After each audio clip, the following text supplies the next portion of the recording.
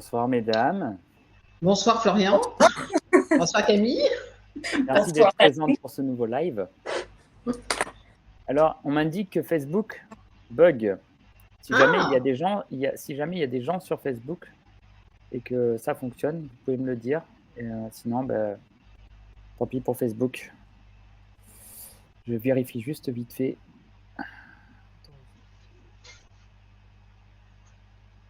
Ah, il y a un bug avec Facebook. Je suis désolé. C'est trop tard. Tant pis pour Facebook. Alors, j'essaie rapidement. Tu veux essayer de relancer sinon? Non, non, parce que là, j'ai lancé avec Instagram. Oui.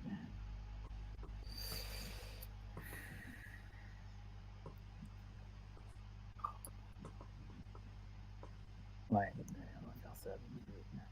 Les joies du live. Et de la technologie. Ouais. Bon, c'est comme une discussion autour du feu de bois, mais des petits bugs, quoi. Je crois que j'ai jamais résolu un problème aussi rapidement. Comme tu veux, tu quittes. Oui, oui, oui. Hop. On va voir si ça marche.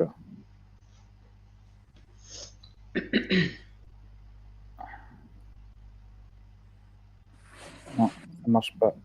Bon, il n'y aura pas de Facebook. Ça sera retransmis sur YouTube, sur Instagram. Et Facebook, tant pis. Mais tu feras. Bon. C'est enregistré ou pas? Oui, c'est enregistré, je pourrais partager, mais. On va basculer. Ouais, c'est ça. Après, c'est comme ça. Hein. Ça devait être comme ça. Exactement. Alors, bienvenue, nous allons parler de la communication animale. Et en parlant de la communication, nous avons un petit bug avec la communication Internet. Marthe nous rejoint prochainement, les joies de la vie de famille. Et oui, nous sommes des êtres humains. Nous avons aussi notre vie. Donc, elle nous rejoint d'ici 5 à 10 minutes. Donc, bon, on se présente rapidement, mais tout le monde nous connaît normalement. Nous avons tous les trois, du moins, fait un live ensemble. À toi, Camille. Moi, c'est Camille. Je suis kinésiologue pour humains et animaux. Simple, rapide et efficace. Oui, Valérie. Donc, Valérie, je suis formatrice et praticienne en lecture du vivant, communication animale, traitement énergétique. Je suis aussi comportementaliste équin. Et moi, Florian de Douba, ostéopathe animalier, artisan du vivant. Donc maintenant que nous sommes présentés, nous allons parler de la communication animale. Et la première question qui me vient, parce que tout simplement, la plupart des gens peuvent se poser cette question, les gens qui ne connaissent pas la communication animale, et se dire qu'est-ce que c'est. Et pour vous, c'est quoi la communication animale? Quelle serait votre définition? Comme vous voulez, Valérie, Camille. Vas-y. Ok. La communication animale, c'est notre capacité à aller capter de l'information chez l'animal. C'est à lire l'animal, mais sur une autre lecture que celle qu'on a l'habitude d'avoir, qui est la lecture comportementale, en fait. Donc voilà. Et la communication animale, elle sert surtout à aller, j'anticipe peut-être un peu, beaucoup, mais à aller effectivement identifier des pathologies, les causes d'un problème de comportement, pour aller aussi accompagner des changements de vie, des changements de lieu, des départs, le décès d'un congénère, pour préparer un déménagement. Enfin, voilà. Voilà ce que c'est pour moi la communication animale. Ok. Et toi, pour toi, Camille? Alors, pour moi, ce serait un outil qui nous permet de nous relier, en l'occurrence à l'animal, mais pas que, finalement, de nous relier au vivant de façon générale. Mais du coup, de nous relier là à l'animal et du coup d'être effectivement à son écoute, d'avoir des réponses à des questions ou des pistes de travail, encore une fois, en fonction de pourquoi on rentre en communication. Et cet outil-là, à mon sens, répond à quelque chose de très intuitif, voire instinctif, un langage presque primaire, en fait. Nous, c'est vrai que dans nos sociétés, on se base beaucoup sur le langage ou le comportement, en tout cas ce qu'on voit et ce qu'on entend. Mais c'est plutôt quelque chose que je relie à l'intuitif, l'instinctif. Ok. Ok. Et de mon côté, la communication animale, j'enlèverai pour l'instant le mot animal et je resterai surtout sur cette notion de communication. Au final, entre nous, les êtres humains, comme tu dis, il y a l'oreille et l'audition et la voix, mais on peut aussi parler de manière intuitive. Des fois, on n'a pas besoin de se parler pour se comprendre. Tout C'est à assez fait. intuitif entre êtres humains. Et en fait, la communication animale, c'est le même canal qui est utilisé avec les animaux. Parce que oui, ils n'ont pas de cordes vocales et ils ne peuvent pas réellement communiquer avec nous, même si c'est rigolo d'entendre un perroquet répéter les mots qu'on dit. Mais il n'y a pas l'association du langage comme nous, on peut l'avoir avec nous en tant qu'être humain. Et cette communication, en fait, c'est une forme de traduction de ce qu'ils peuvent nous transmettre à travers leur propre vision, leur propre regard. Donc, en fait, c'est une communication ciblée entre l'animal et l'humain. Un peu de la même manière, on en avait parlé, Valérie, ensemble, moi, j'aime bien poser la question de comment fonctionne un décodeur de télé. C'est-à-dire qu'il y a une onde satellite qui arrive et comment le décodeur va transformer en fait cette onde en image et son ultra HD, quoi. Et toi, tu m'avais dit, c'est comme le téléphone, en fait. C'est l'onde Oui, du tout à fait. téléphone, on s'appelle, on est à des milliers de kilomètres, on arrive à s'appeler. Et le téléphone transforme en fait l'onde en son et parfois en image pour le FaceTime, quoi. En fait, Là, en l'occurrence. En l'occurrence, ouais. Exactement. Mm. Donc, c'est un moyen de communiquer avec les animaux.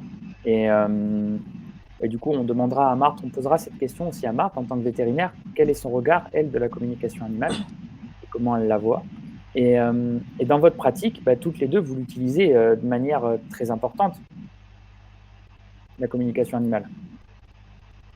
Et j'aimerais vous poser la question, souvent quand je vois sur Internet, communication animale s'associe avec la notion de thérapie. Est-ce que quelqu'un qui fait de la communication animale est forcément thérapeute? Pas du tout. Camille, t'en penses quoi? J'étais pas préparée à cette question. Mais ouais. C'est normal. Ça, je vais pas tout te dire à l'avance, quoi. C'est bien. En fait, j'ai envie de dire que c'est peut-être justement un peu le souci qu'il y ait certains praticiens ou praticiennes en communication animale qui n'ont pas cette approche thérapeutique. Ouais. Parce que, à mon sens, il ne suffit pas de partager des informations sans avoir connaissance ou conscience de l'impact que cela peut avoir derrière, autant sur l'humain que sur l'animal. Donc il y a cette approche, pour moi, c'est un accompagnement thérapeutique aussi, la communication animale, en fait, la lecture du vivant. Parce Ouais. qu'on vient pour, voilà, c'est un véritable accompagnement. C'est pas simplement, alors excusez-moi l'expression, mais je veux dire, c'est pas je te balance des infos et tu te débrouilles, en fait. Hein. Mm. Et oui. Donc maintenant Et que puis il y Camille a a eu un peu de temps. ouais, voilà, un vrai travail sur soi. Entièrement. Vas-y Camille. Non, ça dépend effectivement la démarche initiale de la communication animale, mais du moment où on va chercher des infos, il y a forcément un travail d'accompagnement derrière, déjà de la façon dont on va amener les infos, qu'est-ce qu'on en fait derrière, et comment on accompagne l'humain à entendre ce qui a besoin d'être entendu, et comme ça a besoin d'être entendu et pas d'extrapolariser ou quoi. Donc oui, il y a forcément une dimension thérapeutique dans tout. Maintenant, de dire que chaque communicant est thérapeute, là, je sais pas, quoi. Ça appartient à chacun. Mais ça fait peut-être partie des dérives, tu vois. Comme vous dites toutes les deux, à juste titre, en fait, quand on sort un mot de notre bouche, déjà, on peut le sortir de manière thérapeutique ou tout simplement une discussion entre amis, quoi. Dire bonjour, vous allez bien, ou tu vas bien en tant qu'ami. On peut dire bonjour, vous allez bien en tant que thérapeute. C'est pas du tout la même approche. C'est pas la même porte d'entrée. Pour autant, j'ai le sentiment qu'en communication animale, on arrive vite avec cette terminologie de thérapeute, c'est-à-dire que je fais une com et je suis tout de suite thérapeute. Et pour moi, être thérapeute, ça fait plusieurs fois que je le répète dans cette phrase, c'est une vraie importance, c'est une vraie vigilance à avoir. Mm. Pas n'importe quoi, on ne dit pas n'importe quoi, et comment surtout, parce qu'on peut avoir un vrai impact et des vraies répercussions. Et vous, pour être toutes les deux avec ce cœur, en fait, la communication animale, vous l'utilisez au quotidien, enfin, on l'utilise au quotidien, on peut noter quand même que l'importance des mots.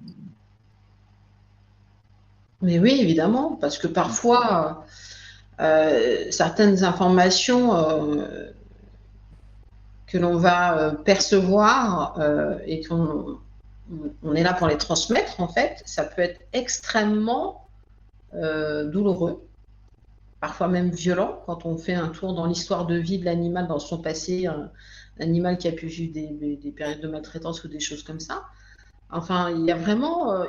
en fait, pour moi, ce qui est important de garder à l'esprit, c'est que... Alors, je rejoins Camille sur le fait que c'est un outil.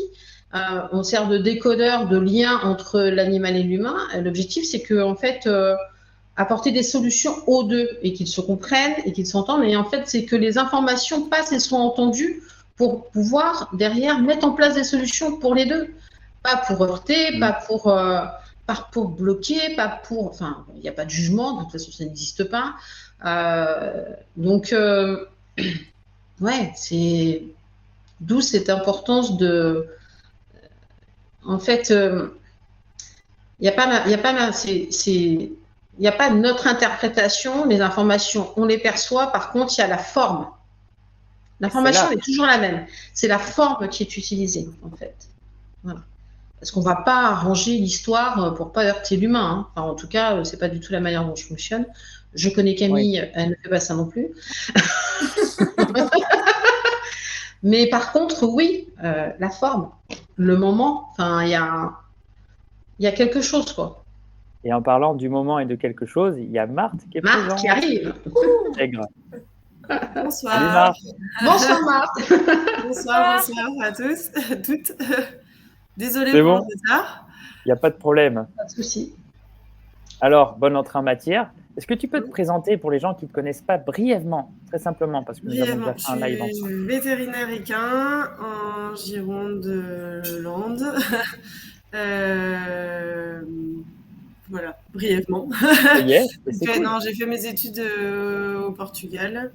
Parce que les gens en France aiment bien toujours savoir de quelle école on sort, d'où on vient. Donc moi, je viens de Lisbonne et je suis moitié française, moitié portugaise, d'où l'idée du Portugal. Et voilà, c'est à peu près tout. Ok, cool, merci. Et en fait, j'ai envie de te poser cette question que j'ai posée à Valérie et à Camille. Cette question qui est, en fait, pour toi, c'est quoi la communication animale ?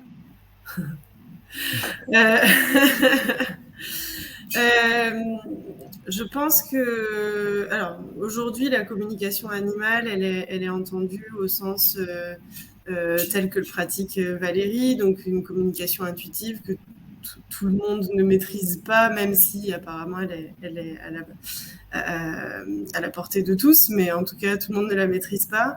C'est un échange, en tout cas, avec les animaux. De manière intuitive. Bon, ça, c'est ce que je sais de ce qui se pratique. Moi, ce que je vois dans la communication animale, c'est l'écoute du comportement et de petits détails que l'animal, ou en tout cas moi, dans ma situation, le cheval, peut avoir à me donner. Parfois, des petits détails très légers que même moi, j'ai pas conscience de percevoir, et j'ai ce feeling que... le cheval est plus gêné comme ci, ou qu'il est bien comme ça, voilà. Donc moi, moi cartésienne, c'est ça que je vois dans la communication animale, c'est une perception d'un comportement d'un animal. Ok, voilà. Ça serait presque associé de l'analyse comportementale. Oui, mais je pense et très subtil, très intuitive. Je pense qu'il y en a, oui, voilà, je pense qu'il y en a malgré tout pas mal, hein, de l'étude du comportement qui est si subtile qu'en fait, la barrière entre communication et observation, elle devient très fine. Yeah. Ok, super.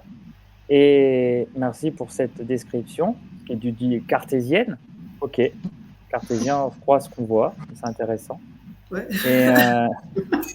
pourrais te parler du décodeur de télé comme j'ai fait tout à l'heure, mais Je bon. regarderai le replay pour Mais voir. en fait, c'est vrai, tu sais, les gens qui sont cartésiens et qui peuvent dire ouais, la communication animale, j'y crois pas. Je dis c'est ok, il n'y a pas de problème. Il n'y a pas de croyance à avoir, tu vois, et je vais pas te convaincre. Salut Minou. Mais et la question que je pose, c'est du coup, est-ce que tu peux m'expliquer comment fonctionne un décodeur de télé? Comment on reçoit une image satellite et qu'elle est transformée en image et son, tu vois? Il y a une Oui. fréquence. Et comment ça fonctionne un décodeur télé? Toi qui es cartésienne, du coup, comme tu le dis, est-ce que tu pourrais m'expliquer comment Je ça suis fonctionne? cartésienne, mais j'ai pas les connaissances. Et tu vois, en vrai, ou Oui. comme le téléphone, Valérie, on avait eu cette discussion avec Valérie, le téléphone, en fait, il y a des ondes et on arrive à entendre quelque Oui. chose. En fait, il y a des ondes. Notre cerveau, il fonctionne avec un système nerveux, des ondes. Theta, bêta, toute une tripotée d'ondes. J'adore la chatte. Attends, moi aussi, je veux participer. Et, Complètement. et du coup, bah, c'est une forme de communication. Bien. Et la deuxième question, comme ça tu rattrapes et puis après on peut continuer, c'est est-ce que pour toi, quelqu'un qui fait de la communication animale est forcément thérapeute? Je pense pas forcément. Du coup, la communication animale n'est. Parce qu'il peut être juste comme un décodeur, tu vois. Tu peux être juste un transmetteur d'informations, donc t'es pas. Enfin, après, oui, tu peux voir thérapeute, oui, à partir du moment où tu as transmis l'information et que les autres. Et que la personne ne captait pas cette information, à partir de là, on peut considérer que tu es thérapeute parce que tu as apporté quelque chose. Mais je ne pense pas qu'il y ait Ouais, je pense pas que tu sois forcément thérapeute. Non. Je pense que tu peux être juste un canal de transmission.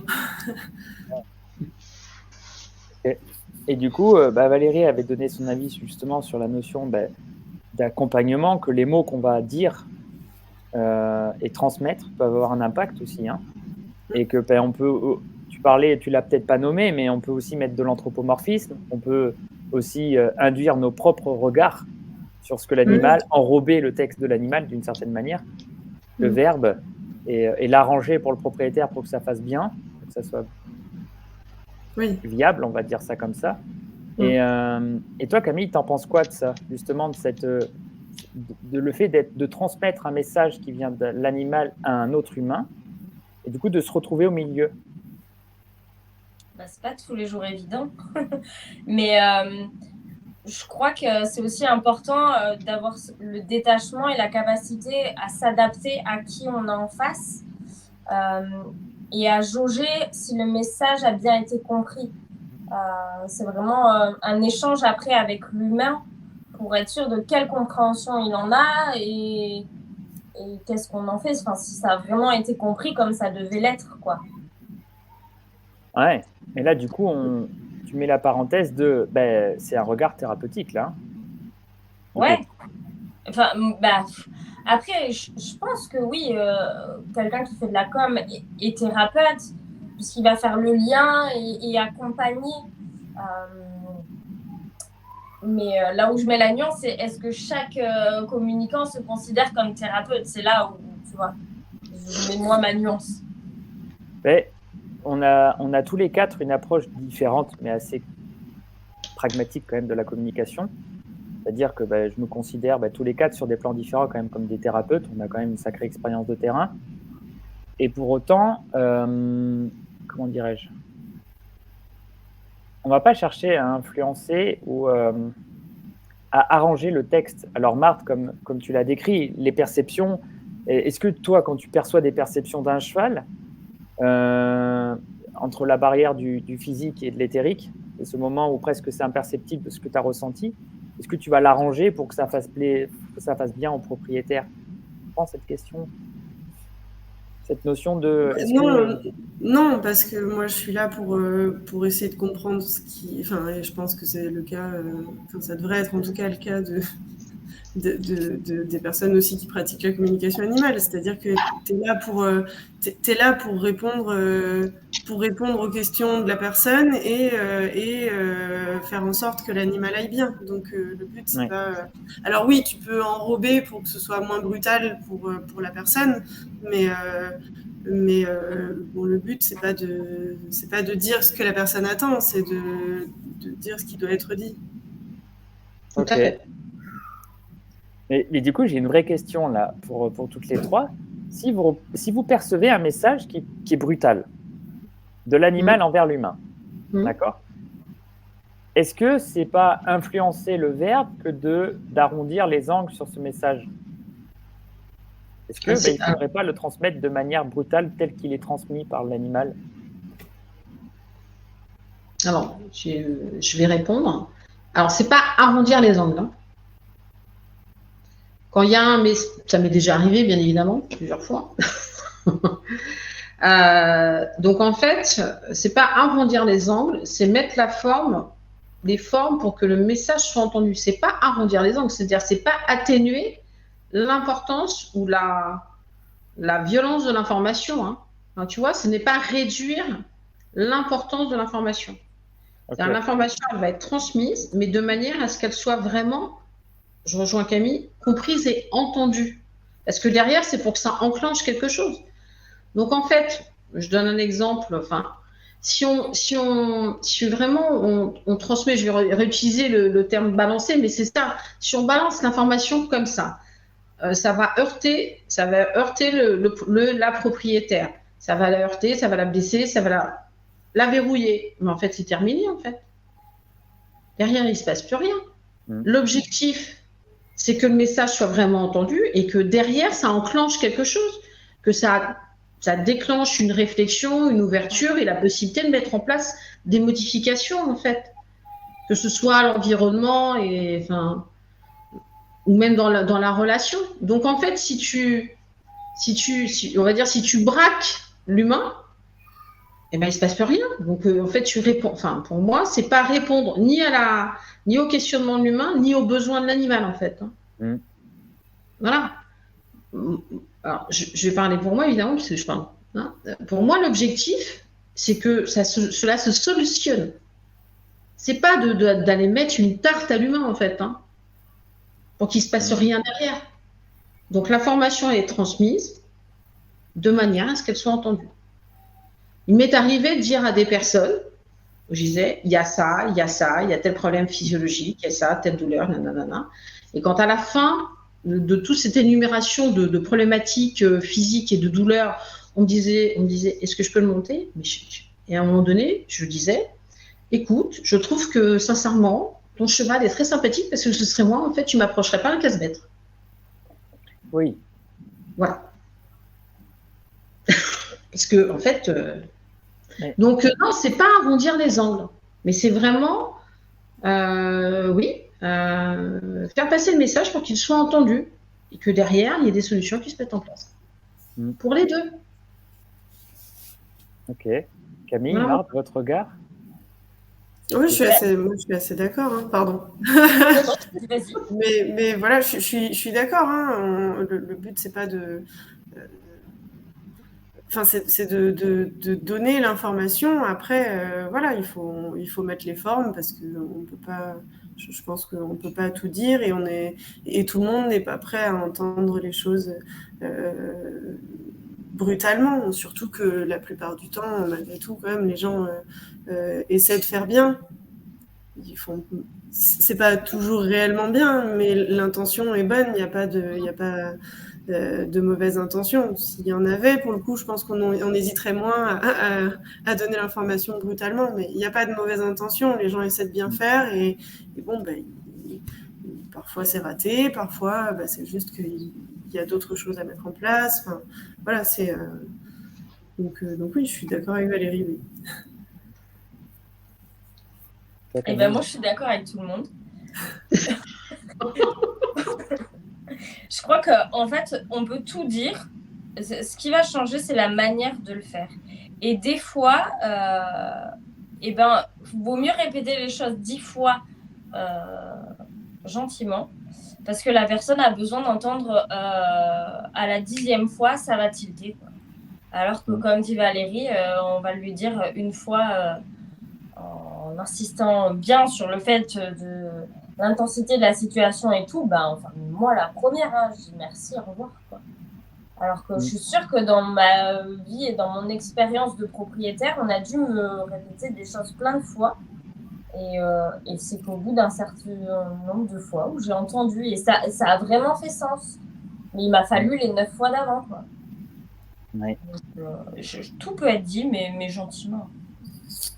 Donc, c'est intéressant, là, le sens de la discussion, parce qu'en fait, en vrai, quand je vous posais la question tout à l'heure, est-ce que quand on fait de la communication animale, est-ce qu'on est obligatoirement thérapeute? Non.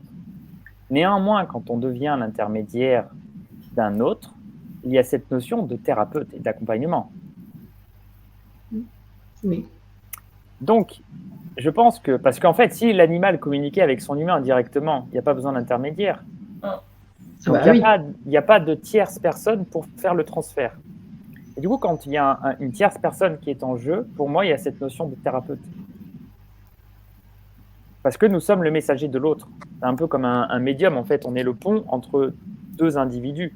Mais même quand on est en tant qu'amis, il y a un conflit entre deux potes, ben, on vient en fait faire une forme de point de relais pour éviter que ça explose. Et des fois, ça a besoin d'exploser.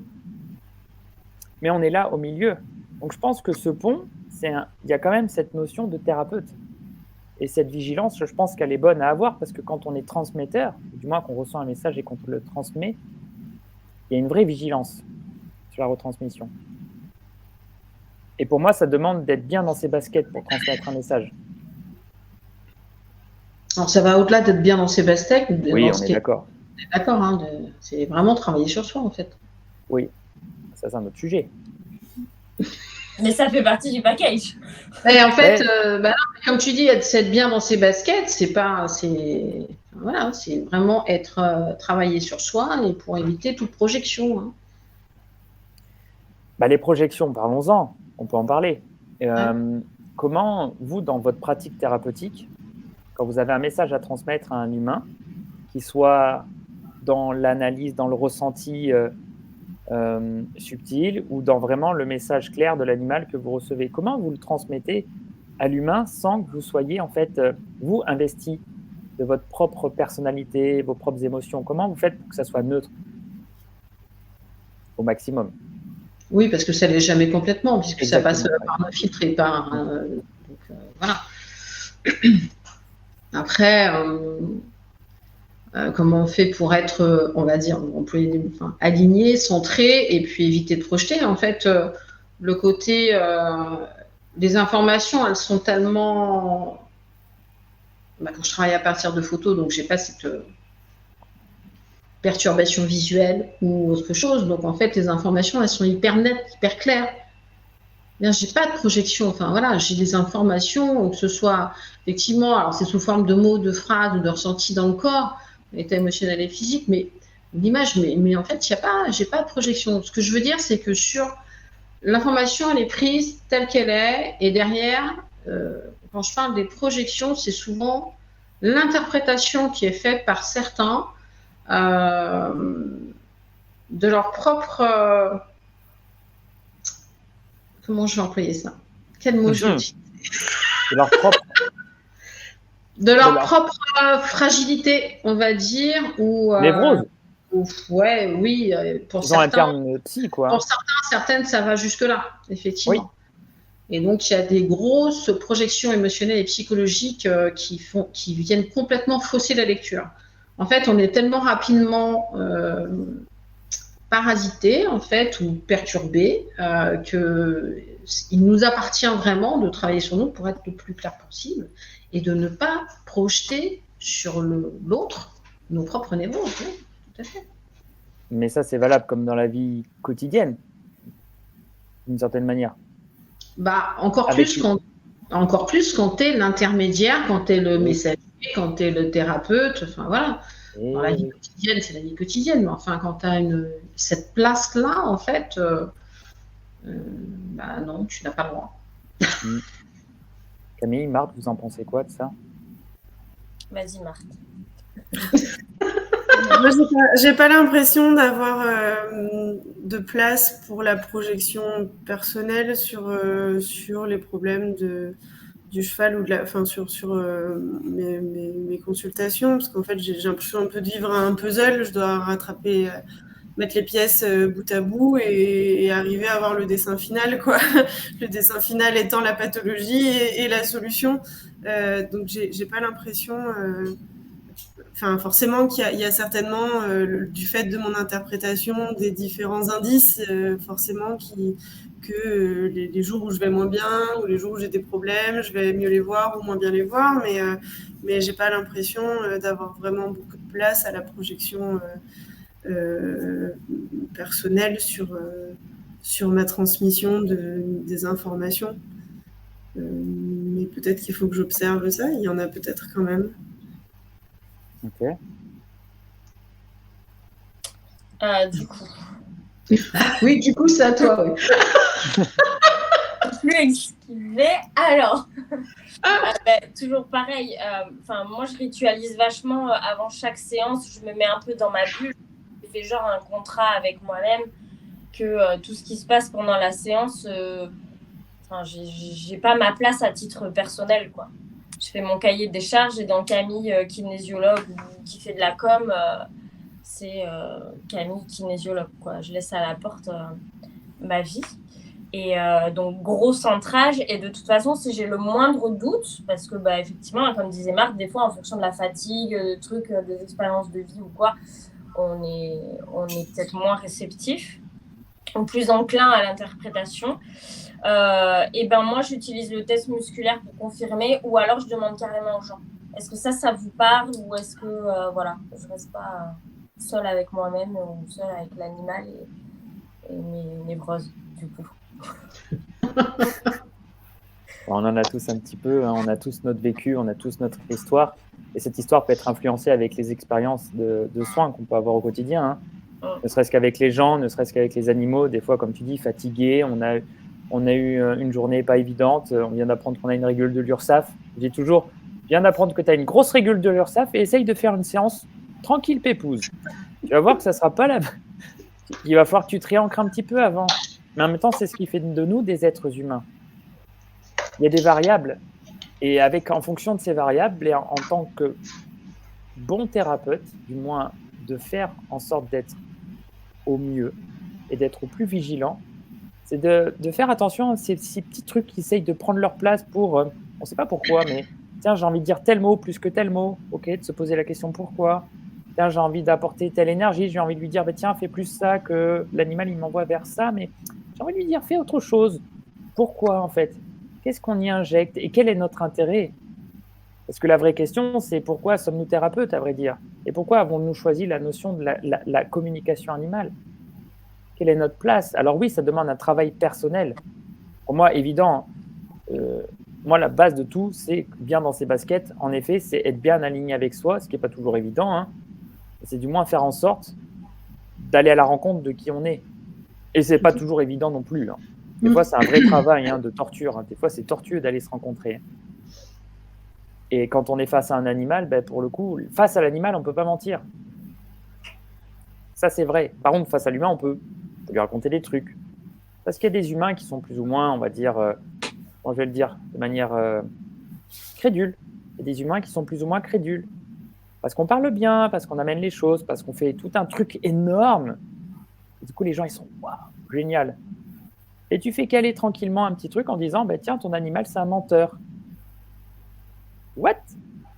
Et la personne te croit. Bien, attends, elle dit que c'est mon animal, c'est un menteur. Non, ça, c'est de l'anthropomorphisme. Et là, tu as foiré le truc, tu n'es plus neutre. Tu as investi quelque chose. Alors, ça nous arrive. Je ne sais pas comme vous, si ça vous est déjà arrivé de vous tromper dans des mots. Mais moi, perso, je me reprends, je dis attends, je déconne. Non, là, j'ai un foirage. J'ai repris un truc, je le reprends. Non, c'est plutôt ça. Ça vous parle? Ouais, ok, super, désolé. Parce que ça, finalement, c'est pas le propre de la difficulté de la communication de manière générale. De choisir les bons mots.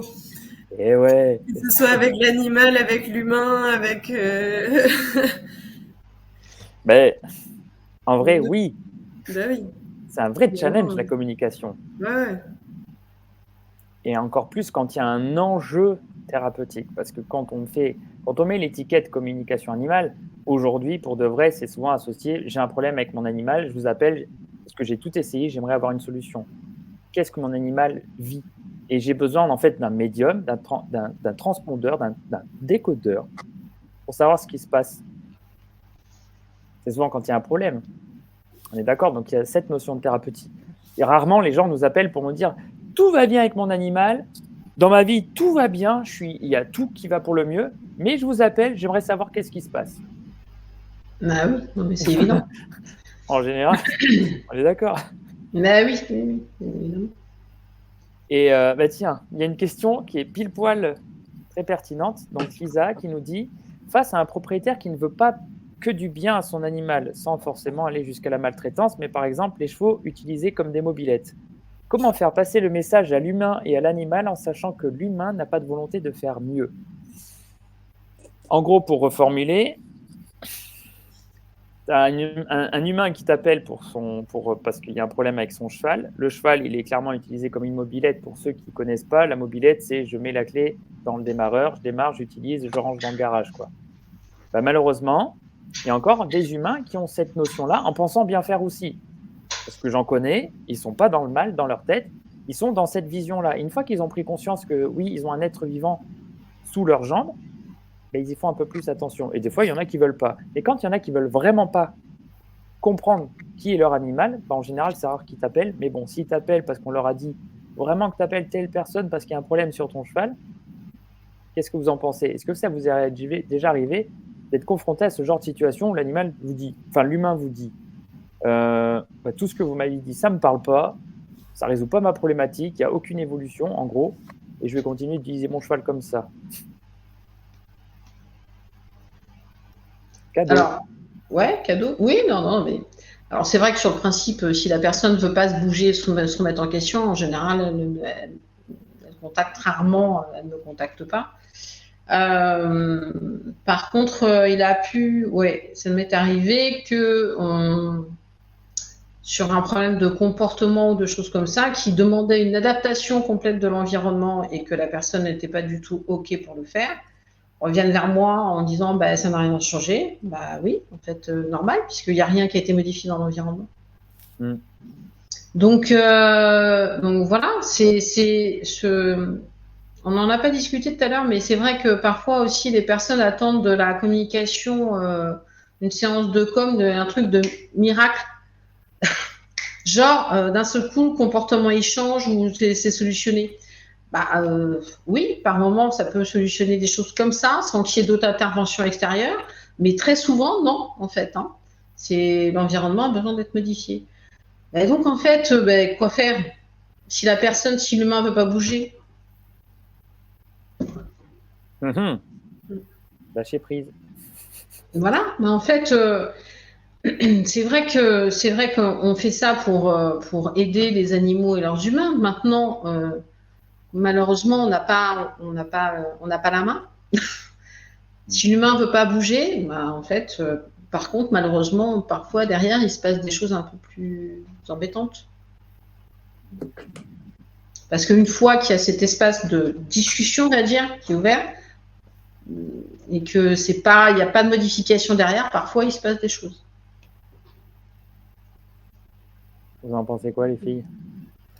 Moi, à mon échelle, c'est vrai que l'utilisation du cheval comme mobilette, évidemment que j'en vois énormément. C'est pas considéré aujourd'hui comme de la maltraitance. Donc, comment faire? C'est très difficile. Il y a de l'échange, de la discussion, et après, comme dit Valérie, si la personne est fermée à toute modification de sa manière de faire et de voir le cheval, on peut rien faire.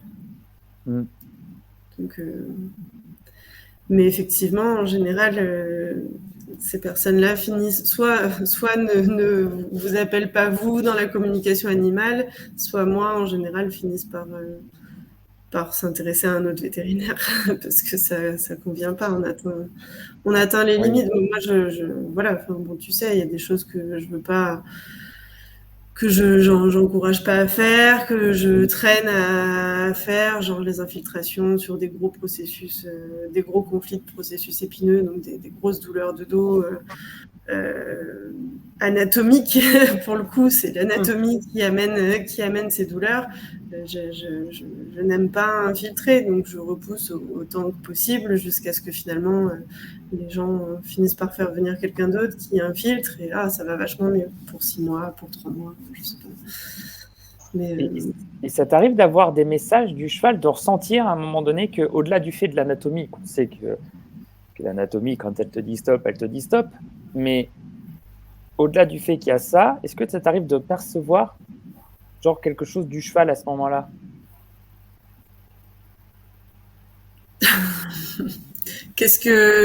comme quoi? Enfin... Je vais t'influencer du coup. Mais non, par exemple, un cheval tu pourrais recevoir un message, tu vois, le truc bloqué, le stop, c'est pesant, tous ces trucs-là que mon humain me fait faire, ou j'aimerais bien un peu plus de repos, par exemple. Tu vois, le repos. Non, non. Alors, moi, je perçois pas ça. Non, je perçois pas ça. Je perçois pas ça, mais en général, je vais assez. Enfin, évidemment, je suis pas plus performante que les autres. Je trouve pas plus rapidement les solutions. Je trouve pas plus rapidement les problèmes. Mais c'est vrai que sur des grosses pathologies, avant même d'avoir trop regardé le cheval, souvent je finis par mettre les mains assez rapidement sur la zone qui fait mal.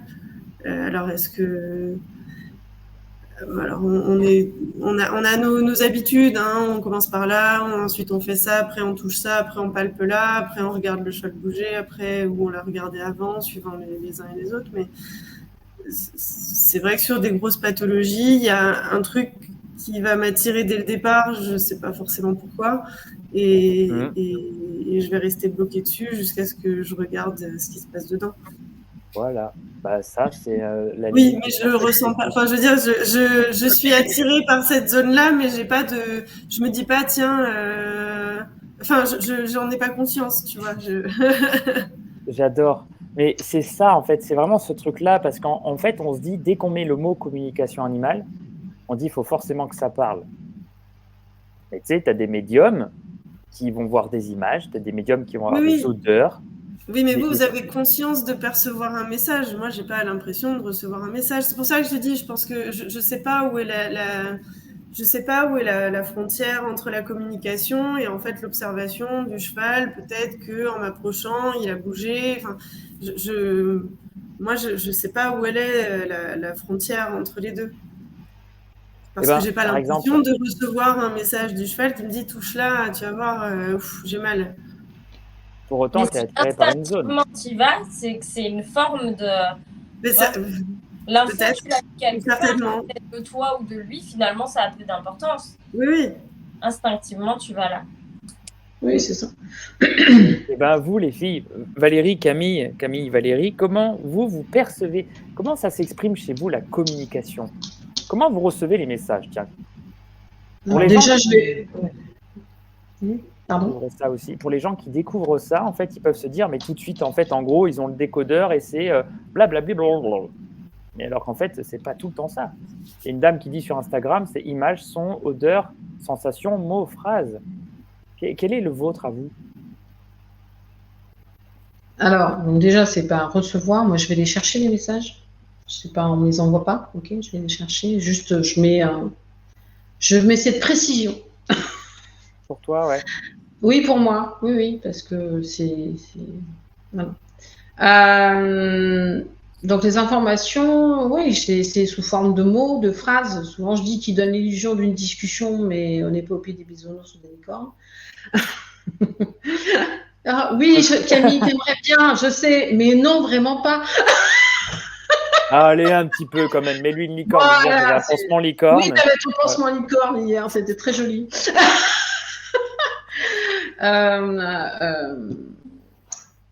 Reprendre le fil. Oui, je reprends, je l'ai récupéré. Donc, sous forme de mots, de phrases, oui, de ressenti dans le corps de l'état émotionnel et physique, et puis sous forme d'image. Le goût et l'odorat, j'utilise assez rarement. Ok. Voilà. Toi, Camille? Pareil, mots, phrases, sensations corporelles. Alors, j'avoue que, ouais, goût. Odorat par moment, mais c'est hyper rare. Hein. Franchement, c'est le goût aussi un peu des fois, mais pareil, c'est rare. Ça doit dépendre de mes, tu vois, de mes capacités de réception des jours. Mais voilà. Excellent. Moi, je crois que j'ai à peu près tous les sens. Le goût, je l'ai assez souvent. Et l'odeur. J'adore sentir, moi, donc j'ai beaucoup de les odeurs. Les images, les vocaux, des fois, en gros, les vocaux, genre la parole, quoi. Et ouais, les vocaux WhatsApp. Attends, je te fais un petit WhatsApp. Non, mais des fois, ça m'arrive avant d'arriver en séance, j'ai un petit message, genre, il y a des mots qui tournent en boucle. Et je fais, mais attends, Flo, donc j'ai toujours mon huile essentielle pour m'ancrer, parce que je porte beaucoup d'importance à mon ancrage. Je dis, non, c'est OK, ça ne m'appartient pas, c'est OK, vas-y. Puis tu poses 2-3 questions au propriétaire et tu fais, ah ouais, je sais à qui ça appartient. Le physique, beaucoup. Mais après, c'est intéressant d'aller sur cette question parce que quand j'étais en Indonésie, je me suis mis en relation avec un serpent sauvage. Il était à 2-3 mètres de moi. Et ce serpent, en fait, s'il me mordait en une demi-heure, j'étais mort, hein, clairement, en pleine jungle. Un mamba vert, quoi. Un serpent vert, comme ils l'appellent là-bas. Et en fait, c'était, j'avais le cœur plaqué à la cage thoracique. En fait, c'était très, pour moi, j'avais la boule. Enfin, c'était très physique, émotionnel. Ce que je retrouve pas trop chez nos animaux domestiques. Est-ce que vous avez pu remarquer ça, que en fonction des espèces et en fonction on va dire des clans domestiques et sauvages, je sais pas, j'ai pas d'autres mots pour que clan, mais en tout cas, est-ce que vous avez pu remarquer qu'il y a des formes de communication différentes? Ou c'est toujours la même chose pour vous? On va dire toujours la même chose, entre guillemets, quoi. Oui, non, ça. Oui. Moi, je suis tellement émerveillée quand c'est les animaux sauvages que c'est pas une autre dimension, quoi, tu vois. Mais je vais pas rentrer dans les détails comme avec un animal domestique parce que du coup, on n'est pas là pour la même chose. Donc, ça prend une autre dimension. Maintenant, dans la manière de faire, c'est à mon sens, en tout cas, c'est la même chose. Mais la recherche n'est pas la même. Ouais. Ok. Moi, j'ai remarqué ce petit truc-là. Et puis, en plus, moi, ma façon, c'est que je pose les mains aussi. Hein. Moi, quand les gens... Mais oui, c'est pas pareil, quoi. Non, donc je vais chercher le physique, la matière, la densité, et en même temps la subtilité. Donc, moi, il y a beaucoup cette notion de physique. Donc, ça a besoin de passer par mon corps aussi. Et c'est drôle parce qu'il y a une question d'une dame qui dit est-ce que ça vous le fait? Et ça va amener à une réponse. Et franchement, tous les quatre, on est concernés par cette question. Est-ce que ça vous le fait, la sensation qu'on frappe à la porte pour parler avant même la date ou l'heure du rendez-vous? Oh. Ouais. Alors, je vais répondre. Alors, moi, c'est pas là, je n'ai pas cette sensation qu'on frappe à la porte parce que c'est moi qui vais encore une fois me brancher en fait. Ouais. Et garde ça, Valérie, parce qu'après, je vais amener quelque chose. Toi, Marthe, ça t'arrive des fois d'avoir des mots, des douleurs dans le corps, tu sais pas pourquoi? Non, j'ai pas. En tout cas, j'ai jamais recoupé avec un patient. Non, alors après, tu peux te dire que avant même d'avoir vu le cheval, si je sais pas, un rendez-vous programmé une semaine plus tard, si je me mets à penser, ah, tiens, c'est peut-être ça pourrait être ça. Peut-être. Est-ce que c'est juste mes pensées qui se mettent à se balader sur les différents rendez-vous à venir, ou est-ce que voilà, après on peut interpréter beaucoup, hein, mais non, j'ai pas l'impression particulièrement d'avoir des messages en avant-première, quoi. Non. Ok. Et du coup, Valérie, tu insistes, et je sais pourquoi, mais sur cette notion de tu vas chercher l'information plutôt que de la recevoir. Tu pourrais nous en parler un petit peu? Quelle est la différence? Bah, la différence, c'est que c'est moi qui décide d'ouvrir et fermer les canaux. Ça veut dire quoi? Pour les gens qui regardent ce live et Ok. qui sont en train d'apprendre de la communication animale, ça veut dire quoi? Alors, en fait, si pour comprendre, alors, du coup, un peu plus pourquoi je parle de ça, c'est que j'ai pendant des années, bien avant de me former, on va dire vraiment à la communication animale, c'est-à-dire que de me structurer pour arrêter d'avoir l'impression de subir des phénomènes, voilà. Donc, il y a cette notion de décider de se structurer et d'aller, moi, chercher l'information. C'est-à-dire que je sais très bien que, donc je vais le poser de cette manière-là, en fait, on est comme tous émetteurs-récepteurs, et je sais que nous sommes comme de grandes antennes, de grandes paraboles en capacité d'aller capter les informations. Donc c'est vrai que j'insiste sur cette notion que c'est moi qui vais chercher l'information. Oui, je vais avoir avant un rendez-vous ou avant d'arriver sur un lieu, mais parce qu'en fait, je vais employer le terme, je scanne en fait tout le temps avant d'aller quelque part, et voilà. Et donc c'est moi qui vais chercher l'information. C'est pour ça que j'insiste sur cette notion-là. Et de pas. Parce que je considère que si l'information elle vient comme ça, c'est que moi, il faut que j'aille regarder quelque chose chez moi qui est ouvert alors qu'elle ne devrait pas l'être. Mais ça, c'est mon point de vue. Voilà. J'adore. Et toi, Camille ou Marthe, vous en pensez quoi? Je suis trop d'accord. Si, je suis carrément d'accord. Moi, je sais quand les animaux ils débarquent, c'est que ma porte elle est ouverte en vrai. Après, je fais le choix par contre de laisser ouvert et on voit si ou si non, en fait, je ferme du coup parce que, excuse-moi, j'ai oublié avant de partir quoi. Mais ouais, je suis trop d'accord avec toi.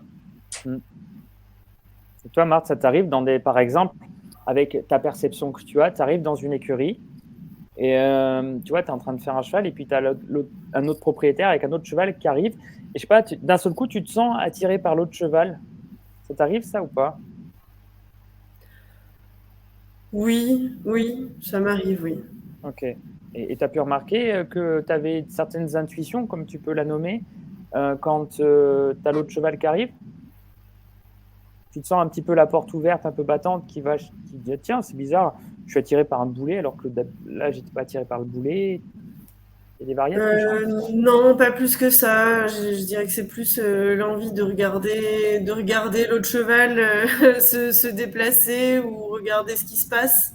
Alors que je suis pas là du tout pour lui, je suis là à mon rendez-vous, mais pour l'autre, pour le cheval que je suis venue voir. Mais non, j'ai pas. Par contre, je suis pas attirée particulièrement par telle ou telle zone avant même de l'avoir vue. Et après, il y a une autre question qui est intéressante. J'ai envie de donner aussi mon regard là-dessus. Pour moi, c'est très important.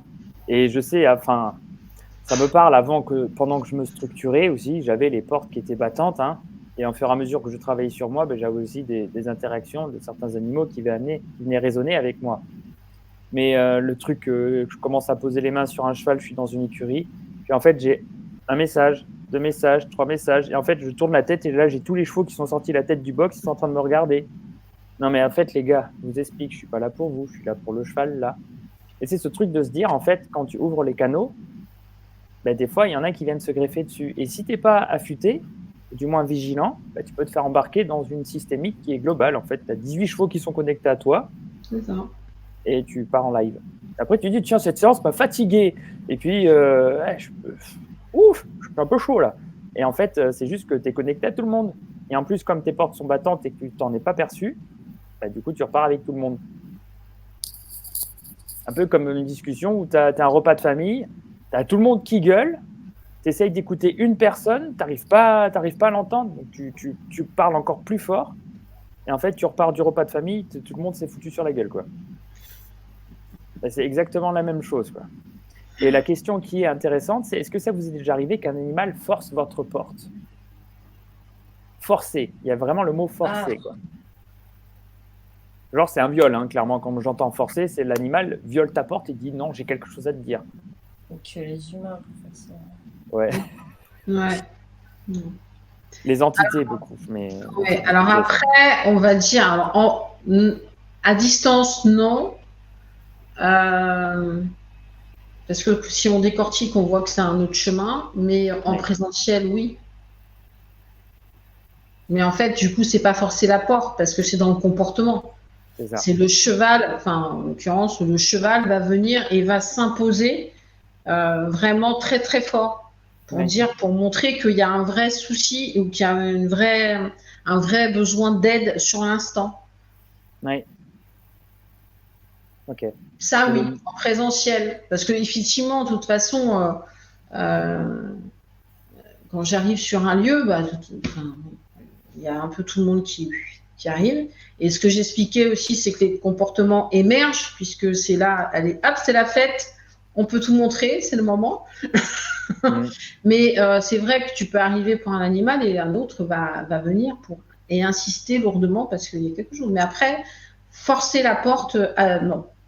Parce qu'en fait, là aussi, je considère que, en fait, quand c'est fermé, c'est fermé. Donc, il n'y a personne qui force la porte chez moi. Ouais, c'est ça. Parce que si un animal arrive à forcer la porte, il y a d'autres choses qui arrivent à forcer la porte et ça, il n'en est pas question. C'est ça. Marthe, Camille, vous en pensez quoi là, sur cette question? Forcer, non. Enfin, non. Ok. Toi, Marthe, ça t'est déjà arrivé qu'un animal force vraiment, il vienne s'imposer devant toi et occupe-toi de moi? Non. Ouais. Ok. C'est pareil, si un animal il force, je vais d'abord aller chercher pourquoi il veut vraiment forcer. Et je vais lui dire, mon gars, par contre, il y a une limite, quoi. Et ça me fait penser, alors, malheureusement, c'est quand même vous, plus les femmes qui subissez ce genre de choses, mais tu es en boîte de nuit, puis tu as le mec relou qui dit tu veux venir danser avec moi? Tu veux venir danser avec moi? Et pas que, en fait. Et puis il insiste, et puis à un moment donné, tu lui fous une tarte, quoi. Pareil, il y a une limite à respecter. Pour moi, le forcer, c'est pareil, en fait, il y a une limite à respecter.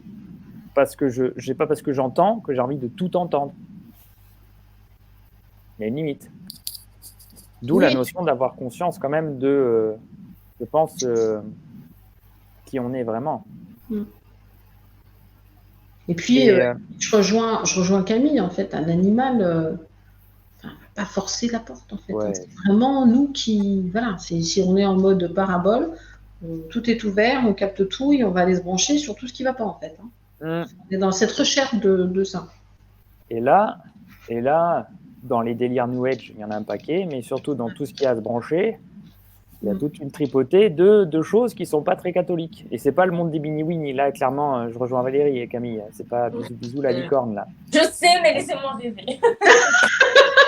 Là, si tu veux, rêve encore un peu. Ça fait du bien. Merci. Et alors, du coup, on entame cette porte qui est, pour le coup, très intéressante. Et je vais l'ouvrir, c'est celle des dérives. Avec nos 4 corps de métier qui sont différents, mais centrés autour du bien-être animal, est-ce que vous avez déjà vu, vous, parce que pour ceux qui connaissent la communication animale, ils ont déjà peut-être pu l'entendre, mais ceux qui ne connaissent pas, ils peuvent se dire, ok, comment je peux savoir, comment je peux me protéger? Et je pense que le meilleur moyen de se protéger, c'est déjà un minimum de connaissances. Quelles dérives vous avez pu entendre, vous, sur le terrain, les dérives de la communication animale, qui vous ont alerté, ils vous ont dit, là, il y a un problème?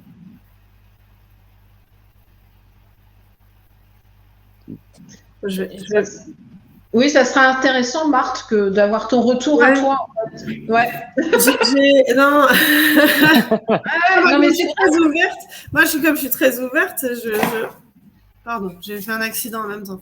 Comme je suis très ouverte, je mets un peu plus de temps à être sceptique que d'autres, mais oui, j'ai entendu des trucs, des communications où la conclusion c'était que en fait, le cheval, ce qui lui manquait, c'était les beaux pâturages de quand il était poulain. D'ailleurs, il y avait des petites fleurs blanches ou des petites fleurs jaunes. C'est ça qui lui manque. Bon, super. Et maintenant, déjà, c'est très très vague, hein, parce que des jolis pâturages avec des fleurs blanches ou des fleurs jaunes, il y en a beaucoup. Donc, Voilà. Et en plus, ça lui manque très bien. Et maintenant, qu'est-ce qu'on fait? Parce que ça apporte pas énormément. Alors, je sais que vous transmettez ce que l'animal vous donne comme info, hein, mais voilà. Bon, la conclusion de cette communication-là, c'était ça. C'était que oui, non, mais le cheval, il est pas bien parce que les pâturages de quand il était poulain, hein, pas n'importe lesquels, ceux de quand il était poulain avec les fleurs jaunes, ça lui manquait. Ok. Alors, je dis pas que c'est une dérive, hein, parce que je sais pas qui avait fait cette communication, je sais même plus qui était le client qui m'en avait parlé, mais moi j'ai reçu l'information que par le client, donc c'est déjà interprété, résumé. Donc peut-être que la communication, c'était pas du tout ça, c'est pas du tout à ça qu'il fallait résumer cette communication-là. Mais bon, j'ai entendu pas mal de communications qui sont très très vagues en fait, très vagues. Et sans apporter rien de très intéressant. Alors, je pense que parfois, ça doit arriver qu'il n'y ait rien de très intéressant, en tout cas dans le cas du cheval malade ou pas malade, ou bien ou pas bien. Certainement que parfois, vous devez ne pas avoir beaucoup d'infos médicalement intéressantes pour le cas de l'animal. Mais oui. Attends, Marthe, parenthèse. Je me permets de faire une parenthèse parce que là, tu viens de nommer quelque chose de hyper important. Il y a une dame qui l'a dit par rapport au médical. Elle a dit, pour ma part, praticienne en communication, je considère que chacun a son métier et que ce n'est pas à moi de faire un scan ou un diagnostic. Et je pense qu'il y a beaucoup de dérives sur déjà il y a beaucoup de gens qui ont un manque de connaissance du corps et qui se permettent de dire, genre, je vais te dire un truc, je te l'invente, hein, mais genre, le cheval, il a dit qu'il avait, attends, alors ça c'est extraordinaire, le cheval, il a dit qu'il avait de l'OCD au niveau de sa scapulo-humérale droite et en même temps, il a dit qu'il avait une hépatite aiguë avec une insuffisance rénale du rein gauche et en fait, le cheval dit. Tu vois, et la personne, du coup... Déjà, ce cheval-là, il doit être en sacrément mauvais état. Parce que tout ce qu'il cumule, hein, il n'est pas bien. Il Ouais. pas être bien. Non, mais là, j'ai pris un cas extrême. Mais en fait, c'est vrai qu'à juste titre, au-delà du fait que la communication, pour moi, il y a cette notion, et on l'a nommé, il y a cette notion de thérapeute. C'est quand on commence à investir le corps, la santé, il faut des connaissances. Et toi, Marthe, en tant que vétérinaire, tu es bien placée de dire que c'est ton cœur de métier, la clinique. Oui, après, je trouve ça assez désagréable d'entendre des choses aussi précises. Je suis assez d'accord avec toi que des choses aussi précises... Enfin, je suis d'accord. Je ne sais pas ce que vous percevez dans les communications exactement, mais ça me paraît étonnant qu'un animal soit capable de dire qu'il a un OCD à tel endroit, il a telle pathologie. Je pense qu'il a des ressentis et des douleurs et des gènes à tel ou tel endroit. Mais il n'a pas de... Je pense pas qu'ils aient de notion de médecine sur leur corps. Donc ça me paraît un peu étonnant d'entendre, en tout cas moi ça me paraît un peu étonnant d'avoir des comptes rendus aussi précis de communication. Et comme tu dis, après, j'aime bien mon métier, je veux bien le garder à moi et je prends toute aide. Enfin, c'est vrai qu'il y a des animaux, on tourne en rond et on ne trouve pas ce qu'ils ont et je prends toute aide supplémentaire qui pourrait nous orienter au moins vers une zone, vers une sensation, vers une douleur quelconque, mais voilà, histoire d'avoir un point supplémentaire à investiguer.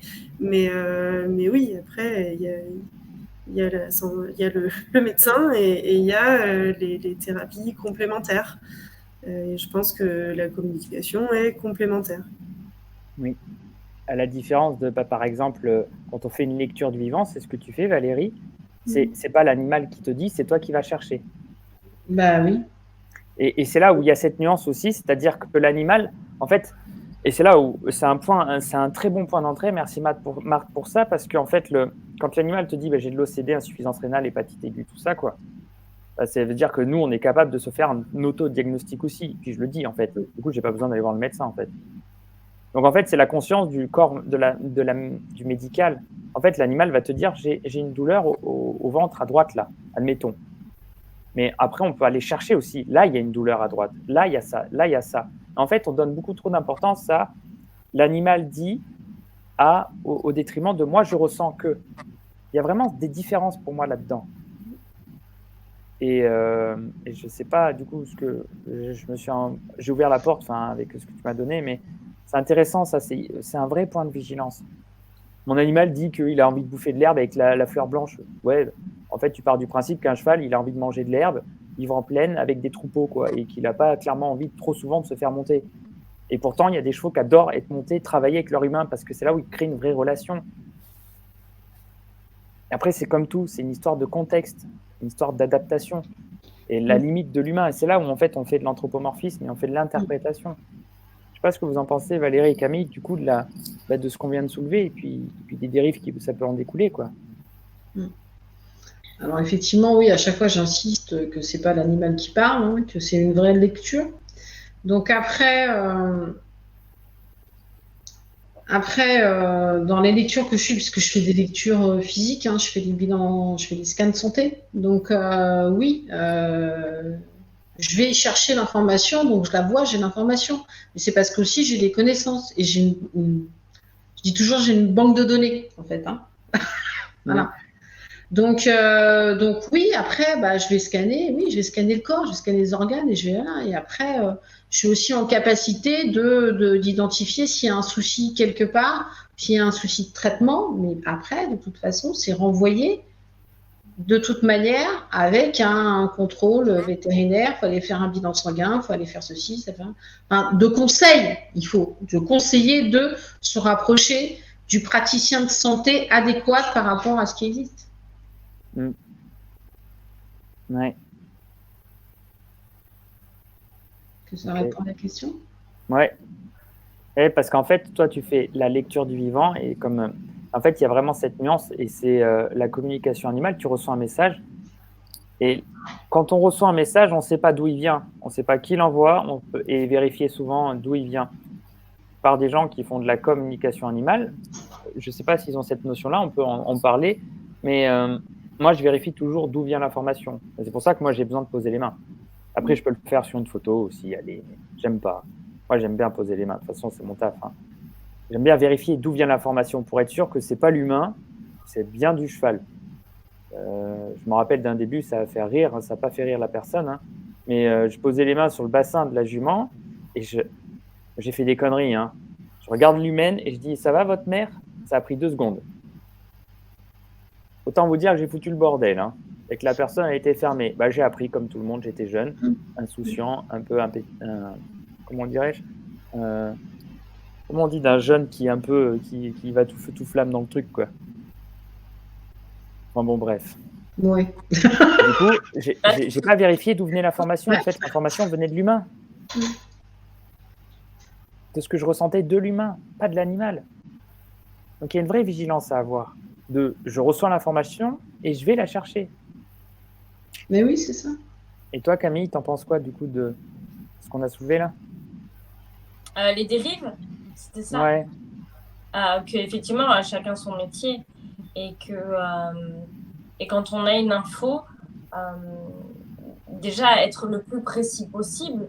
Et s'il s'avère qu'il y a vraiment quelque chose sur le plan physique, moi, j'ai pas en tout cas les connaissances ni quoi que ce soit pour aller sur ce plan-là. Donc, effectivement, travailler de concert avec d'autres corps de métier, ça semble indispensable, quoi, et pas se prendre pour ce qu'on n'est pas non plus. Et dans la vie, chacun sa place. On a la nôtre, mais on n'est rien sans les autres non plus, quoi. Donc, c'est répété plusieurs fois dans la discussion, travail d'équipe, et on est tous les quatre corps de métier différents, on est en équipe. C'est la part de compétences, on n'arrête pas de le répéter, indispensable. Bon. Après, vous me connaissez quand même un petit peu, quand on parle de dérive, j'ai envie quand même de raconter des choses, quoi.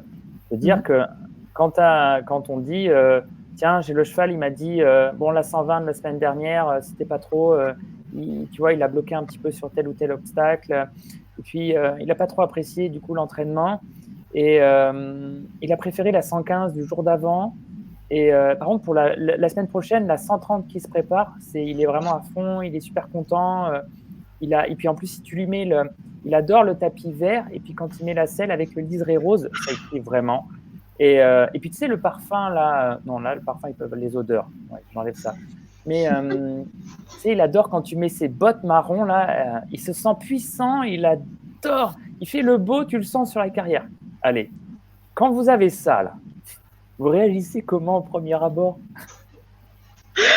Bah, là, comme là. Ouais, mais même, c'est extrapolé. Moi, il y a mon côté bisounours. C'est du vécu, hein. Tu Je vois, l'ai déjà entendu. Non, c'est malheureusement, c'est pas extrapolé. Hein. Il y a des trucs, mais... c'est pas. Mais tu vois, moi, j'ai envie de me dire, mettre un tapis vert, c'est une symbolique, tu vois. Donc déjà, ça met la cavalière dans une espèce de dynamisme. Et peut-être que le cheval va, tu vois, ça va faire de pair. Alors, c'est pas le cheval qui aime le tapis vert, machin. Mais ce tapis vert va déclencher plein de trucs. C'est l'énergie de l'humain. Peut-être. Mais c'est pas si ridicule que ça. Mais je t'embête, l'histoire du tapis, après, il y a des chevaux qui peuvent envoyer sur le tapis. Mais parce que tu as des tapis qui sont inconfortables. Moi, j'adore avoir un petit soupule. Je vais dire, en fait, si on communique avec mon corps, Flo, il adore le petit soupule.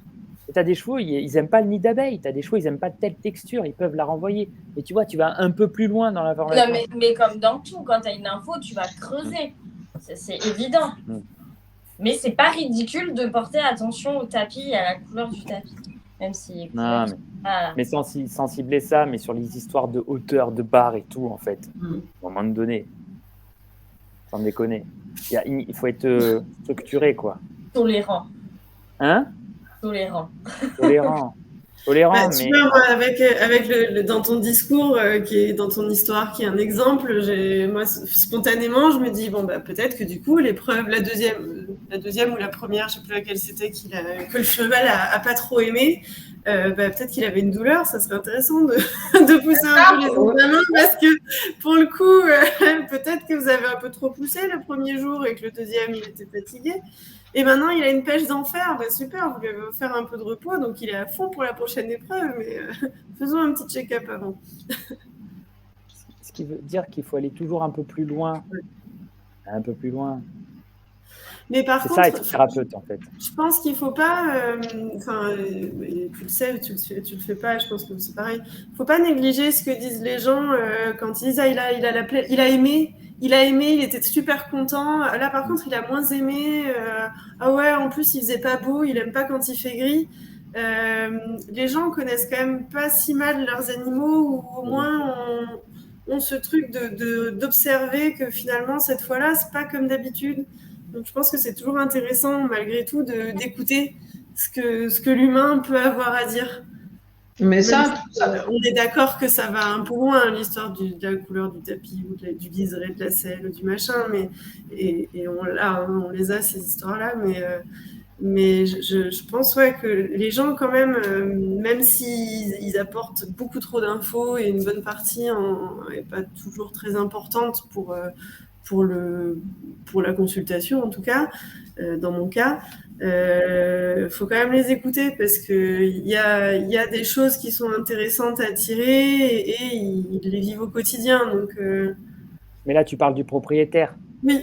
Du propriétaire qui écoute son animal, qui intuitivement, lui aussi, a des ressentis. Et qui mieux que la personne qui est représentant de l'animal à l'instant T, qui est le gardien, connaît mieux le cheval, ou l'animal. Nous, on est là, on les croise pendant 1 heure, 2 heures, 3 heures. Oui, mais c'est pour ça, parce que on rigole de l'histoire de la couleur du tapis et du machin, Mais en fait, parce que c'est différent d'un thérapeute qui va faire une grille de lecture, qui va te sortir des informations comme ça, et de la personne qui te dit « mon cheval réagit comme ça ». C'est pas du tout pareil. Ouais. Tu vois ce que je veux dire? Ce que je veux dire, c'est que dans la nuance, il y a des gens qui vont interpréter un message et qui vont y greffer de leur propre version de l'histoire. Tu sais, au début, quand j'ai commencé ma pratique, tous les chevaux, j'avais des retours de com où tous les chevaux, en fait, ils n'aimaient pas être montés, ils voulaient bouffer de l'herbe au pré avec les copains et pas faire de l'équitation, rien du tout. C'était la vie au cheval sauvage. Et je me dis, attends, on est dans un contexte domestique quand même. Les chevaux, ils sont nés avec cette notion de domestique. Je me rappelle d'une jument, 28 ans, maigre, cavalière en surpoids, La propriétaire s'est dit, je veux arrêter de monter ma jument. Ma jument, je veux qu'elle aille à la retraite. À 25 ans, elle l'a mise à la retraite. La jument dépressive. Elle dit que du coup, je fais de temps en temps des balades. Elle a le dos défait, elle a une selle qui est plus ou moins adaptée. La propriétaire, elle est heureuse. La jument, tu sens, elle a retrouvé la patate parce qu'elle faisait la balade une fois par semaine. Si tu te dis à ce moment-là, la jument défaite, propriétaire un peu en surpoids, selle pas adaptée, tout ça, t'écoutes. Si tu vas avec cette idée que c'est catastrophique, tu vas recevoir un message, c'est catastrophique. Mais en fait, c'est pas le vrai message du cheval. C'est ce que je veux dire, c'est l'interprétation. La vraie grosse vigilance, c'est l'interprétation. Qu'est-ce qu'on va en faire? Tu as des chevaux qui adorent, j'ai vu des galopeurs adorer, vraiment qui adoraient courir. J'ai fait une jument, elle avait une balade de tout le long du postérieur, elle adorait courir. Elle était juste mal entraînée. Mais les entraîneurs ne l'ont pas entendu. Et tu peux dire, les courses, c'est traumatique. Oui, c'est traumatique, mais il y a des chevaux qui kiffent. Oui, c'est ceux qui gagnent. Parce qu'ils ont le mordant. Tu as des chevaux sur le sport, ils adorent ça. Vraiment. Mais parce qu'ils sont dedans. Après, il y en a une grande majorité où il faudrait faire des adaptations pour qu'ils apprécient un peu plus le sport. Mais je pense que la communication animale doit être dans l'intérêt et au service de l'animal et de l'humain. Mais pas au service de l'interprétation et d'un remodelage qui nous arrange. Moi, j'ai vu des trucs où derrière, il y avait toute une quantité de produits qui étaient vendus à l'animal. Il veut ça, il a dit qu'il voulait ça, ça et ça. Tu finis avec 800 balles de com, quoi. Mais j'ai vu ça, c'est du concret. C'est là où chacun son métier. Il y a celui qui fait la com et celui qui vend les produits, tu vois. Si c'est une même personne, déjà, moi, je me dis, il y a entre eux. Il y a intérêt. Il y a un conflit d'intérêt. Moi, je ne vends pas de produits. J'utilise certains laboratoires, je leur dis, j'ai aucun conflit d'intérêt. Je prends rien. Même si on m'a déjà proposé, je prends rien. Et je sais qu'ils sont des bons produits. Voilà, je vous les conseille. Vous n'êtes pas obligé d'aller chercher là-bas. Et c'est comme un jour, on m'a sorti, mon cheval est un pervers narcissique. Je ne sais pas si vous l'avez déjà entendu, ça. Mais ça, c'est pareil, c'est un filtre. Et parce que pour la personne qui l'a réceptionné, pervers narcissique, ça correspond à ça, ça, ça et ça. Oui, parce que toi, tu le vois en tant que thérapeute, enfin, tu le vois en tant que qualité, tu prends du recul, tu décodes. Oui, mais comment peut-on dire ça à quelqu'un? Enfin, tu vois, c'est pas possible. Parce qu'elle n'a pas été plus loin que je perçois comme ça. Oui, mais en fait, le truc de trouver des excuses, tu vois, je sais que tu t'aimes bien. Il y a ce côté très doux chez toi, qui est beaucoup moins chez moi. Mais en fait, le truc, c'est les conséquences. Ouais. Ah oui, ben ça. Les conséquences. Tu dis à une personne que alors, on est sur les chevaux, son cheval est un pervers narcissique, un menteur, etc. Le cheval, qu'est-ce qui risque de se passer? Il risque de se faire défausser. Excuse-moi. Eh oui. Tout ça parce que tu as quelqu'un qui n'a pas, qui travaille pas correctement. C'est de celui qui veut l'entendre aussi, quoi. Tu vois, enfin, j'ai envie de dire. Est-ce que c'est vraiment ça qui aurait changé la donne pour le cheval? Enfin, on vient me voir. Non, mais... Le cheval est un pervers. Mais il y a une dame qui dit, a dit, on a une responsabilité immense en tant que praticien. Ah oui. Oui. Et c'est vrai, parce que pour de vrai, donc ce truc-là, bon, je l'ai entendu, mais moi, le pire du pire, alors ça me fait dégoupiller assez direct, en fait, en général. Je suis quelqu'un d'assez franc en patate, hein. Mais j'ai fait une com et on m'a dit que mon cheval ne m'aimait pas. Et on m'a dit que mon cheval, en fait, j'étais pas le bon humain pour son cheval. Ça, c'est horrible. Là, vous avez entendu le moment de silence, et là, tu te dis, mais en fait, quand la personne, elle reçoit ça... Mais quelle violence! Quelle violence! D'abord, elle a envie de se suicider. 2, elle pleure, elle se dit, putain, je suis un monstre. 3, en plus, en général, elle le dit, puis tout le monde commence à faire les groupies, là. Ah, mais tu sais, ton cheval, tu devrais le vendre, c'est pas le bon cheval. En plus, là, comme elle a dit, hein, t'es pas le bon humain. Hein. Vous voyez, la catastrophe. Et moi, j'ai récupéré des humains comme ça. J'arrive et on dit ça. Et là, tu fais, waouh, sans déconner, va. La nuance, et putain, aller plus loin, quoi. Aller plus loin. Et ça, c'est des dérives qui, pour moi, n'ont pas à avoir leur place. J'en ai fait des boulettes, mais pas de ce genre. Hein. Ça, c'est pas possible. Je regarde Camille qui... Ben, je réfléchis, j'ai peur d'avoir dit des conneries. Non, mais non, mais pas comme ça. Tu le sais, tu n'as pas dit des choses comme ça. Non, je me suis foirée quand même. Hein. Mais on tous. mais tout le monde On apprend aussi. Hein. Mais oui, ça, c'est très violent quand même. Regarde, Marthe, elle dit pas grand-chose, mais la première fois qu'elle a posé une perf, t'inquiète, hein, la veine, quand tu étais en clinique, à mon avis, comme tous les infirmiers qui s'entraînent. Hein. Non, non. Très bien. Non, cathéter. Non, regarde, ça fait fuir mon chat. Non, non, les cathéters, c'est la sonde plutôt. Premier sondage. J'ai un peu fait saigner le cheval. Hein. Un peu beaucoup. Ça arrive, on en fait tous des expériences comme ça. Il va bien. Hein. Enfin, en tout cas, après m'avoir vu, il allait bien. et puis, au-delà de ça, en fait, on peut faire des erreurs. Moi, ça m'est arrivé, comme j'ai dit avec la femme, où j'ai dit ça va, votre mère. Après, tu essayes de sortir les rames. Après, il faut assumer. Juste dire j'ai fait une connerie, je suis désolé, j'ai été trop loin. T'assumes. Oui, bah après, il y a des erreurs que tu peux pas faire non plus dans une vie. Mais oui, je suis d'accord. Il faut savoir aussi reconnaître que tu n'as pas été à la hauteur et puis retenir pour pas le refaire. Parce qu'il y en a qui répètent leurs erreurs plusieurs fois sans problème. Oui. Et il y a une question, et après, j'aimerais vous poser, qu'on termine ce live sur une petite thématique. C'est la dernière question. Ça vous est déjà arrivé qu'un cheval se soit trompé de mission ?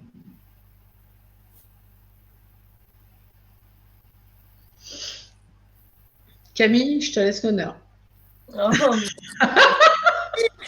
Alors, non.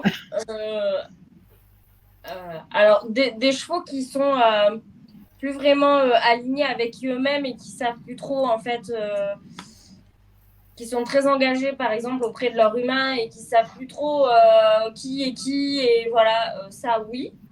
Mais tromper de mission, non. Je sais pas si j'ai répondu, mais c'est ma réponse. Ok. Marthe, t'en penses quoi de ça ? Je ne me sens pas très concernée par la question. J'ai pas, je vis pas mon quotidien comme ça, avec dans le sens que les animaux aient une mission envers nous. Je sais qu'on en a déjà parlé. Je vais t'aider. C'est quoi pour toi une mission ? Qu'est-ce que tu entends par mission ? Un rôle de vie, un objectif en quelque sorte. Et est-ce que tu penses qu'un animal, quand il rentre dans la vie de quelqu'un, il a forcément un objectif de vie ? Moi, je pense pas, mais je sais que vous, c'est ce que vous pensez. Je pas crois. Sûr. Non. Là, tu interprètes facilement. Là. Ah non, pas du tout. Là, tu vas un peu vite. Non, je pense pas qu'il y ait forcément une mission. Regarde, tu vas te faire taper, là. Non, mais c'est bien, du coup, je reviens... Non, en fait, le mot mission... parler ici. Sans déconner, je me casse. Je tourne avec mes chats. Non, c'est cette idée que... En fait... Vas-y, Valérie. Je voulais savoir, en fait, avec un regard pragmatique, qu'est-ce qu'on peut entendre par derrière. Quand on entend ça, est-ce qu'on dit que ça nous est déjà arrivé qu'un cheval se trompe de mission et d'un regard cartésien, comme tu l'as nommé, de dire, attends, qu'est-ce que ça fait résonner chez moi ? Moi, j'ai beaucoup de mal avec cette notion de mission que peut avoir un animal. Surtout du fait que, au départ, on les choisit. Alors, on peut dire qu'ils nous ont choisis, c'est ça qui fait qu'on les a choisis aussi, mais c'est nous la plupart des animaux. Alors oui, il y a ceux qui étaient des animaux errants autour de chez nous, qu'on finit par accueillir, les chats notamment, à la limite. Mais les autres animaux, tous ceux qu'on achète ou qu'on adopte, on choisit cet animal-là. J'ai beaucoup de mal avec cette notion que du coup, cet animal pourrait avoir une mission par rapport à moi, envers l'humain.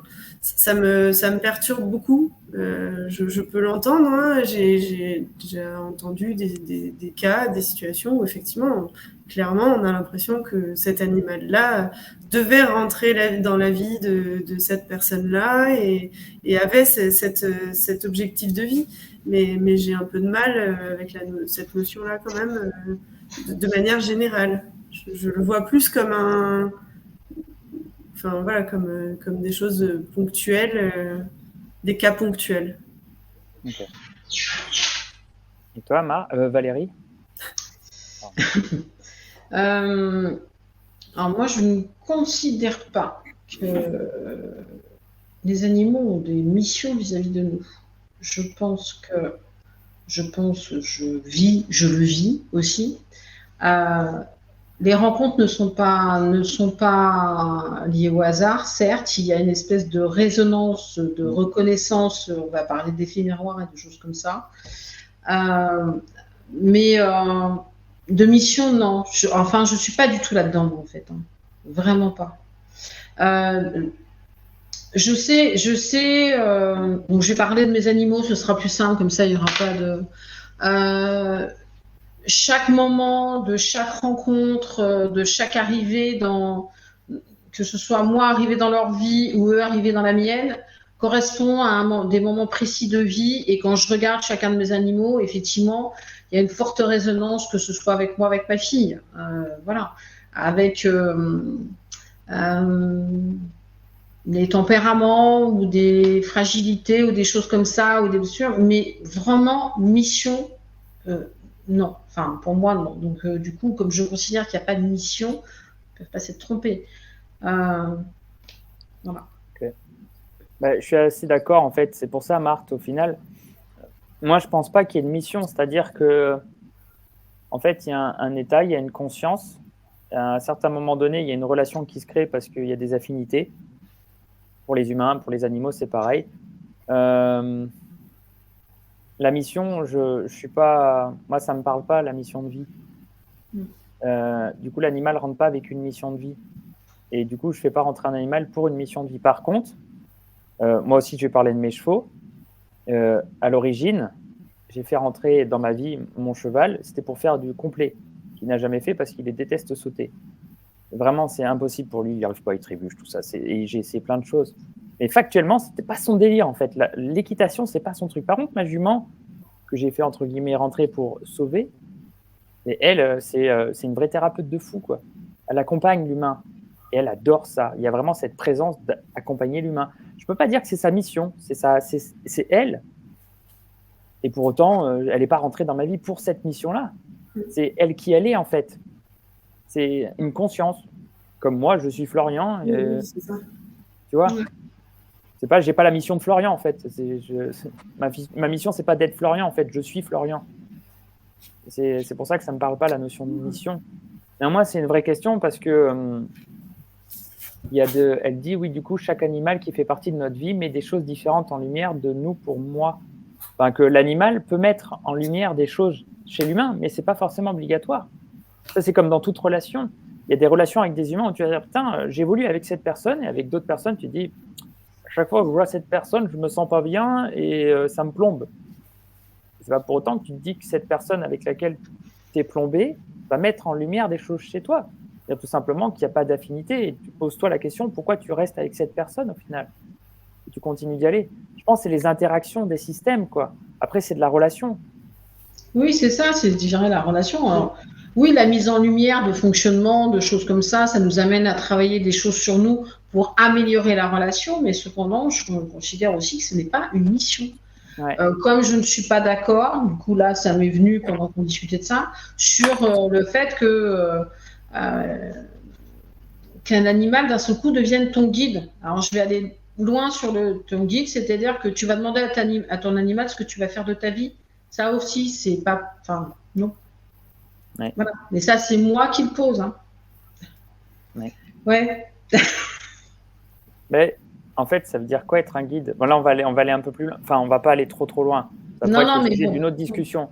Mais j'aime beaucoup, en fait, ce qu'on peut amener, c'est qu'il faut être vigilant à l'appropriation, au transfert qu'on peut le donner à un animal et de pourquoi on le fait. La responsabilité surtout.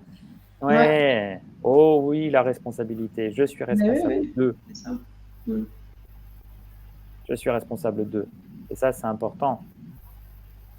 Et comme dans toutes les relations, si j'affecte l'autre, l'autre peut m'affecter aussi.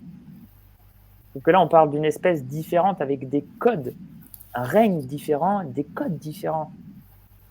Mais un animal n'est pas forcément un guide. Mais c'est comme toute interaction. On va croiser quelqu'un dans la rue, il va nous dire bonjour. Je me rappelle, quand j'étais jeune, j'avais des gens, ils m'arrêtaient pour discuter avec moi, quoi. Et qu'est-ce qu'il me veut? Et en fait, ils repartaient, je pense j'avais refait leur vie. Moi, ils m'avaient dérangé. Et ben, c'est pareil que les animaux, quoi. Et peut-être que lui, il était super positif. Moi, ça m'avait fait chier, en fait. Là, moi, je voulais aller rentrer chez moi et je me fais accoster, en fait. Il me raconte sa vie, ça m'a plombé.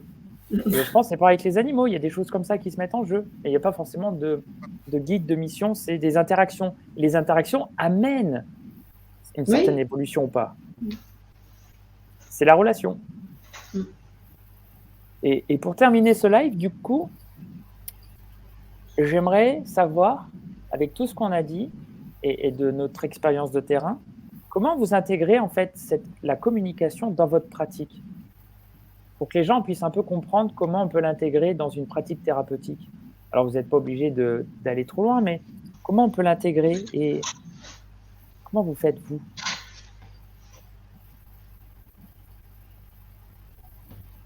C'est un peu compliqué de répondre, vu que je fais que ça. Moi, je fais que ça. Ouais. Je fais que ça. La lecture du vivant, c'est mon quotidien, tout le temps. Que ce soit pour les animaux ou pour l'humain. Donc, oui, c'est vrai. Donc, moi, c'est Joker. Oui, au final. Et toi, Camille, du coup? Moi, du coup, elle intervient beaucoup dans la recherche d'infos. Ouais. Donc, où j'ai les messages qui arrivent et que je teste en test musculaire quand... Pour valider. Ouais, voilà. Mais c'est dans la recherche d'infos. Ok. Et toi, Marthe, du coup? Moi, du coup, comme je le fais pas de manière consciente, apparemment, je ne l'intègre pas, je le subis. Non, mais j'aimerais pouvoir exploiter plus ça, mais voilà, ça me sert pareil, plus dans la recherche d'infos, d'indices, pour essayer de comprendre d'où vient d'où vient une pathologie, une douleur, une boiterie, enfin voilà, j'essaye ça me permet plus ou moins de m'orienter sur l'animal pour essayer de comprendre pourquoi je suis là. Ouais. Ok. Et moi, de mon côté, ça me sert à affiner. Parce que quand je pose les mains, des fois, en fait, je dis, quand je pose les mains, mais déjà, j'ai perdu une forme de neutralité. Je suis rentré en contact. Et du coup, le contact avec le corps met en résonance mon corps. Donc, j'ai perdu là une forme de neutralité. Et en fait, me décaler un petit peu et écouter avec une porte différente, ça me permet de récupérer une forme de neutralité, d'avoir un regard différent. J'aime bien avoir plusieurs regards et poser différentes choses sur différents plans pour toujours être au plus juste de ce qui peut être fait à l'instant T. Ça m'évite d'aller trop loin. Du coup, ce que j'ai mis en place après, ça m'évite d'aller trop loin, de dépasser des limites que je pourrais avoir tendance à dépasser assez facilement au final. Ça me structure davantage. Et je regarde s'il y a d'autres questions. Et dire, oh, les guides, oui, vaste sujet. Oui, grave, vaste sujet. Mais c'est un autre sujet, là. Ouais. Carrément. Parce que il y a beaucoup de croyances aussi autour de ça. C'est bon pour vous? Vous avez des choses que vous voulez partager avant qu'on se quitte?